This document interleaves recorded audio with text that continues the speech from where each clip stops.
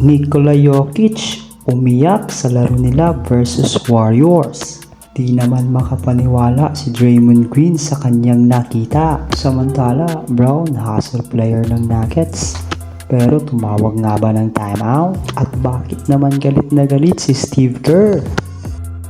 Last 2 minutes ng laro ng Warriors versus Nuggets, lamang ng 4 ang Warriors.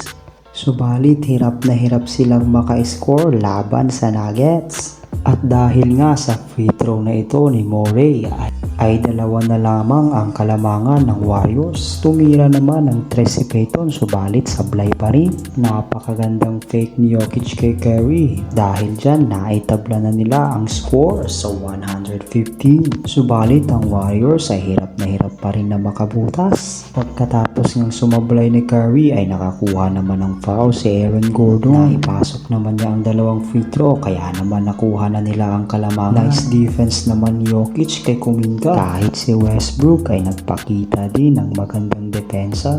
Kaya naman muling nakuha ng Denver Nuggets ang bola at dahil dito ay na-foul si Jokic.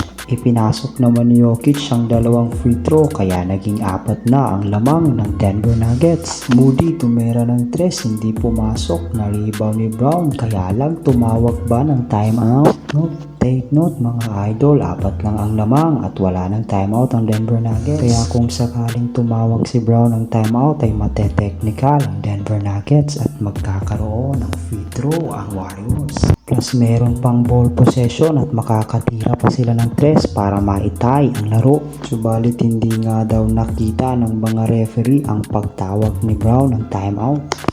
Kaya naman nang gagalaiti si Steve Kerr sa galit dahil hindi ito nakita ng mga referee. At sinabi pa niyang kaya nga daw 3 ang referee para may makakita.